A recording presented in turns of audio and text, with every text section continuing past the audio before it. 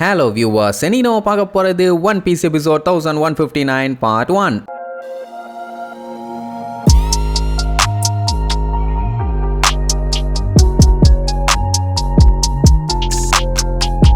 Open பண்ணா போன பாட்டுல அந்த சன்கார்டோட ரூமை மொத்தமா கொளுத்தி விட்டாங்கல்ல. உடனே அவனுக்கு செம காண்டாயி எவ்வளவு தைரியம் இருந்தா என்னோட கோயில் என்னோட பெட்ஸுங்கன்னு எல்லாத்தையுமே இப்படி காலி பண்ணுவீங்க, அவங்க என்னோட சர்வன்ஸ் அப்படின்னு சொல்லிட்டு நம்ம ஆளுகளை விரட்டிக்கிட்டு பின்னாடியே வர்றான். உயிரோட இருக்க பொம்மைகளா உங்களை நான் சும்மா விடவே மாட்டேன், நில்லுங்க அம்மா. இவன் நில்லுங்கன்னு சொன்ன உடனே அவங்க நின்று சொல்லுங்க வாங்க காபி சாப்பிடலாம் டீ சாப்பிடலாம்னு சாப்பிட்டுட்டா போவாங்க, போடா வெண்ணன்னு சொல்லிட்டு அவங்க பாட்டுக்கு போவாங்க. என்னோட பிளாக் கிங்டத்தையே நீங்க கெடுத்து நாசம் பண்ணிட்டீங்க, உங்களை நான் சும்மா விடவே மாட்டேன்னு பின்னாடி வெட்டிக்கிட்டே வருவான். அங்க இருக்க மக்கள்லாம் சன்காடு கொஞ்சம் காம் டவுன் ஆயிருன்னு எவ்வளவோ சொல்லி பார்ப்பாங்க, கண்டுக்கவே மாட்டான். அவன் பாட்டுக்கு நம்ம ஆளுகளை வெட்டிக்கிட்டு போயினே இருப்பான். அங்க இருந்த மக்கள்லாம் நெருப்பு எரியறத பார்த்துட்டு எப்படியாச்சும் இதை அணைச்சாகணும், நம்ம எதுவும் பண்ணாம விட்டுட்டோம்னா இந்த உலகமே அழிஞ்சிரும்னு சொல்லிட்டு இருப்பாங்க. இங்க இந்த சன்காடு கத்திக்கிட்டே வருவானா, அதை கேட்கும் போது நமி உசோப்புக்கெல்லாம் பயங்கரமா பீதியாகும். இவன் என்ன கடவுளா இல்ல டெவிலா இந்த கத்திக்கிட்டு இருக்கான்னு ஜோரா சொல்லுவான். சஞ்சி பார்த்துட்டு இவன் கடவுள்லாம் கிடையாது காவாலி பைய, இவனுக்கெல்லாம் என்ன மரியாதைமா அப்படியே நம்மளுக்கு ஓடி வந்துட்டு இருக்கும்போது திடீர்னு ரெண்டு ரூட் பிரியும், ரைட் போணுமா லெஃப்ட் போணுமான்னு. நமி கிட்ட தான் ப்ளூ பிரிண்ட் இருக்குது இல்ல,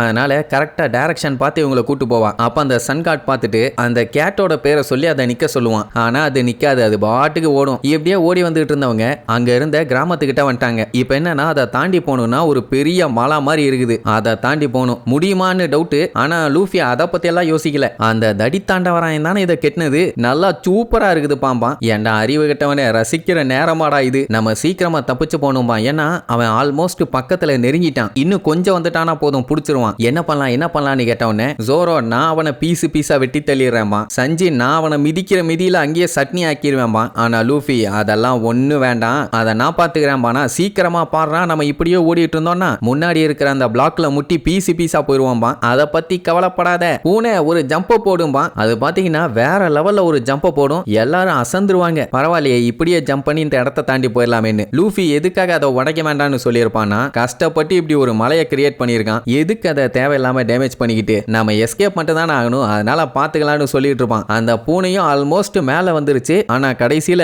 புடிச்சு மேல ஏற முடியாம கை வலிக்க விட்டு பொத்துன்னு விழும், அந்த இடமே சிலுசிலா செதறிடும். லூஃபி கடுப்பாயி ஏன் அறிவு கட்ட பூனை உனக்கு மண்டையில ஏதாச்சும் இருக்கா அப்படி இப்படின்னு பச்சையா திட்டிட்டு இருப்பான். உசோப்பெல்லாம் கீழே வந்து விழுந்தப்போ படாத பாடுபட்டிருப்பான். ஆனா அதெல்லாம் கண்டுக்காம சஞ்சி நமியை மட்டும் சேஃப்டியா பாத்துக்குவான். நீ டேமேஜ் ஆகக்கூடாதுன்னு பார்த்தேன், ஆனா இப்போ மொத்தமா நாசமாயிருச்சு, இதுக்கு நாங்களே டேமேஜ் பண்ணியிருந்தோம்னா பேசாம போயிருக்கலாமா. லூஃபி பார்த்துட்டு சரி நடந்தது நடந்துருச்சு, அடுத்த டைம் கொஞ்சம் கேர்ஃபுல்லா போ அப்படின்னு உடனே பூனையும் ஓகேன்னு சொல்லும். இதை பார்த்துக்கிட்டு இருந்த அந்த சன் காட் இவ்வளோ பெரிய பிளாக்கை தாண்ட ட்ரை பண்ணது ஒரு கிறுக்குத்தனம், உங்களுக்கு எவ்வளவு தைரியம் இருந்தா நான் கிரியேட் பண்ண என் உலகத்தையே என் கண்ணு முன்னாடி நாசம் பண்ணுவீங்க, இது குற்றம் மன்னிக்க முடியாதது அப்படின்னு சொல்லிட்டு நம்ம ஆளுகளை பிடிக்கிறதுக்காக கையை பக்கத்துல கொண்டு வருவான். லூஃபி பார்த்துட்டு சின்ராசு எந்திரிச்சு ஓடுறான்பா. உடனே அந்த பூனை மறுபடியும் குடுன்னு ஓட ஆரம்பிச்சிடும். உடனே அந்த சன்கார்டுக்கு கடுப்பாயிரும், அட அறிவு கட்ட இஸ்காட்டு எதுக்காக நீ அவங்களுக்கு ஹெல்ப் பண்ற, ஒழுங்கா நின்று நான் தான் உன்னுடைய கடவுளும்பா. அது கண்டுக்காம அது பாட்டுக்கு ஓடும். இப்ப என்னன்னா இவங்க இந்த பூனையை வச்சுதான் இந்த கார்னர்ல இருந்து அந்த கார்னருக்கு வேகமா போக முடியும். இவங்க ஓடினாங்கன்னா ரொம்ப லேட் ஆகும், ஏன்னா அந்த இடம் அவ்வளவு பெரிய இடம், ஆனா பாக்குறதுக்கு ஒரு முடிவில்லாத உலகம் மாதிரி இருக்கும். நீ வேணா ப்ளூ பிரிண்ட செக் பண்ணி பாரு, இந்த இடத்துக்கு எண்ட் இருக்குது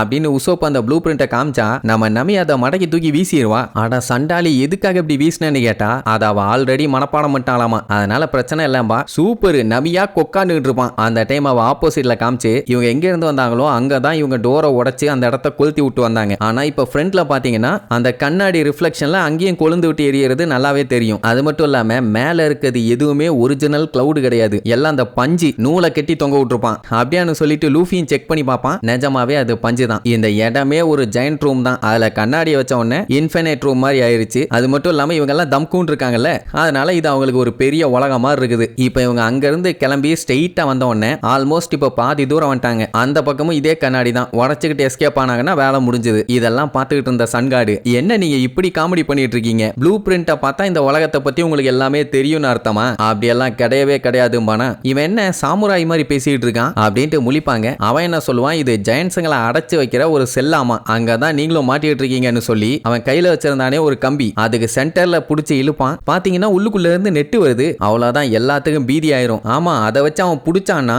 அதுக்கப்புறம் இவங்களை என்ன பண்ணுவான்னே சொல்ல முடியாது. சோ சீக்கிரமா அந்த செவுத்துக்கிட்ட போயே ஆகணும். அவன் என்ன சொல்லுவான், நீங்க எவ்வளவுதான் தப்பிக்க ட்ரை பண்ணாலும் தப்பிக்க முடியாது. ஏன்னா இது ஜெயன்ட்ஸுங்க எஸ்கேப் ஆக கூடாதுன்னு ரெடி பண்ண ஒரு இடம். அப்படி இருக்கும்போது உங்களால மட்டும் எப்படி தப்பிக்க முடியும்னு பாஞ்சு அந்த நெட்டை வச்சு பிடிக்க ட்ரை பண்ணுவான். அந்த பூனை கடுப்பாயிரும். என்னதான் நீங்க அந்த செவுத்துக்கிட்ட வேகமா போனாலும் உங்களால அந்த செவுரை பிரேக் பண்ண முடியாதுன்னு சொல்லிட்டு அந்த நெட்டை வச்சு நம்ம ஆளுகளோட சேர்த்து அந்த பூனையும் பிடிச்சிருவான். அது மட்டும் இல்லாம நீங்க அந்த கண்ணாடியை உடைச்சாலும் உங்களால தப்பிக்க முடியாது, அது ஒரு டெட் எண்டுமா. பட் என்னன்னா இவங்க பக்கத்துல வந்துட்டாங்க, இன்னும் கொஞ்சம் தூரம் போயிருந்தாங்கன்னா போதும் தப்பிச்சிருக்கலாம். லூஃபி கத்திட்டு கிடப்பான் அந்த பூனையை பார்த்து, அறிவு கட்ட லூசு பூனை, ஏன் அவன் பிடிக்க வந்தானா இப்படிதான் மாட்டுவியா, தப்பிக்க தெரியாதான்னு. அது பாவம் 2 பேர்த்துக்கிட்டே மாட்டி கதறிக்கிட்டு இருக்குது. அப்ப அந்த கிராமத்துல இருக்க மக்கள்லாம் பார்த்துட்டு முழிப்பாங்க, எதுக்காக இப்படி பண்ணிட்டு இருக்காங்க, என்னாச்சு, புதுசா வந்திருக்கவங்க எல்லாம் யாரு என்னன்னு. அதுக்கப்புறம் அந்த ஜெயண்ட் என்ன பண்ணும், என்கிட்ட வாங்கன்னு சொல்லி அப்படியே இழுத்து கையை வச்சு பிடிக்க போகுமா. அப்பந்தான் ஜோரோ சஞ்சியோட என்ட்ரி. அட்டாக் பண்ண மாசா ரெடி ஆகி எல்லாரும் தப்பிக்கணும் ரெடியா இருங்கன்னு சொல்லிட்டு சரக்குன்னு அந்த நெட்டை வெட்டி தள்ளுவானுங்க. அவ்வளவுதான், நம்ம ஆளுங்க பிச்சுக்கிட்டு முன்னாடி வந்துருவாங்க. இழுத்த ஃபோர்ஸுக்கு அந்த ஜெயண்ட் பின்னாடி போய் விழும். அப்புறம் என்ன, மறுபடியும் தப்பிச்சு ஓட ஆரம்பிச்சிருவாங்க. இது அந்த ஜெயண்ட் எதிர்பார்க்கவே இல்லை. ஏன்னா அது பிடிக்க யூஸ் பண்ணது மெட்டல் ஒயர், அதையே பிச்சுட்டானுங்களான்னு சொல்லி அவ்வளவு வெறி. அப்பதான் அவன் இன்னொரு விஷயத்த சொல்லுவான், நீங்க என்னதான் ட்ரை பண்ணாலும் என்னோட ஸ்கிரிப்ட் படி தான் எல்லாமே நடக்கும், அதை மாத்த முடியாதுன்னு. அதுக்கப்புறம் அந்த பூனையை மிரட்டுவான். ஆனா அது போடா வென்று அப்படின்ட்டு அது பாட்டுக்கு ஓடுமா. ஓ மாஸ்டரையே எதிர்த்து பேசிட்டியா, சரி நீ எவ்வளவு வேணாலும் கஷ்டப்பட்டு ஓடு, அங்கதான் கொலவெறித்தனமான நம்ம இயர்கார்டு இருக்கான் அப்படின்னு சொல்லிட்டு போகும்போது அங்க இருந்த ஆளுங்க சன்கார்டை கூப்பிட்டு, நமக்கு ஒரு கெட்ட செய்தி, இயர்கார்டை எரிச்சு ஒரு கொடூரமான நிலைமைக்கு கொண்டு வந்துட்டாங்க, இது யாரு பண்ணா என்னன்னு தெரியல, கொஞ்சம் அங்க பாருங்கன்னு சொல்லி காட்டுவாங்க. எலும்பு மட்டும் தான் இருக்கும். அது மட்டும் இல்லாம பிக்ஸ்டேன் கேசல் வந்து பயங்கரமா டேமேஜ் ஆயிருச்சு. அது மட்டும் இல்லாம நம்ம இஸ்கட் கொடூரமா நடந்துட்டு இருக்காரு, அதுவும் ஏன்னு தெரியல. இன்னைக்கு நாளே சாபம் நிறைஞ்ச நாளா இருக்குது பாங்களா. இவங்க தான் இந்த வேலையை பார்த்தாங்களான்னு சன்கார்டுக்கு கொல்ல காண்டாவும். அந்த டைம் அந்த ரேபிட்டை காட்டுவாங்க. அது நல்லா பெரிய சைஸ்ல கொழுக்கு முழுக்குன்னு இருந்துச்சு. நம்ம ஆளுங்க அதை நல்லா வேக வச்சு தின்றுக்கானுங்க. அப்படியே கடுப்பாயி கையில இருந்த ஸ்டிக்கை வச்சு கீழே ஒரு குத்து, அந்த இடமே புகமண்டலமாவும். சுத்தி இருக்கவங்களாம் கடவுளே பொறுமையாம்பாங்க. அப்ப அந்த எருமை மறுபடியும் லூசு தனமா கத்துவான்னு பார்த்தா இப்ப மென்டல் கிறுக்கு பைய மாதிரி சிரிக்க ஆரம்பிச்சிருவான். என்னாச்சு, பைத்தியமே பிடிச்சிருச்சான்னு கேட்டா அவன் என்ன சொல்லுவான், இதெல்லாமே இப்ப அவனுக்கு ப்ரீஷியஸான சம்பவங்களாமா. ஏன்னா இந்த இடத்துல இப்படித்தான் நடக்கும் அப்படித்தான் நடக்கும்னு சொல்லி இவன் ஒரு ஸ்கிரிப்ட் எழுதி வச்சிருந்தான். இது அவனுக்கு ஒரு மினியேச்சர் கார்டன் தானே. ஆனா இப்ப அதெல்லாம் இல்லாம எல்லாமே வேற மாதிரி நடந்துகிட்டு இருக்குது. அப்பதான் அவனுக்கே புரியுது இவன் நம்ம ஆளுகளை ரொம்ப அண்டர் எஸ்டிமேட் பண்ணிட்டான்னு. அது மட்டும் இல்லாம இந்த இடத்துல ஈவில்ஸ் ஹீரோஸ் 2 பேருமே வந்துட்டாங்க. இந்த உயிரோட இருக்க பொம்மைங்க என்னோட மினியேச்சர் உலகத்துக்கு ஒரு புது நம்பிக்கையை கொடுத்திருக்காங்க அப்படின்னு விழுந்து சிரிப்பான். நம்ம ஆளுகளுக்கு ஒன்னும் புரியல, எதுக்கு இந்த கிறுக்கு பைய இப்ப லூசு மாதிரி சிரிச்சுட்டு இருக்கான்னு. சரி, இனி இதுக்கப்புறம் அந்த கிறுக்கங்கிட்ட இருந்து இவங்க எஸ்கேப் ஆனாங்களா இல்ல மறுபடியும் மாட்டி அந்த கிறுக்கு பைய கிட்ட மண்டைய உடைக்க போறாங்களான்னு அடுத்தடுத்த எபிசோட்ல பார்க்கலாம். டாடா.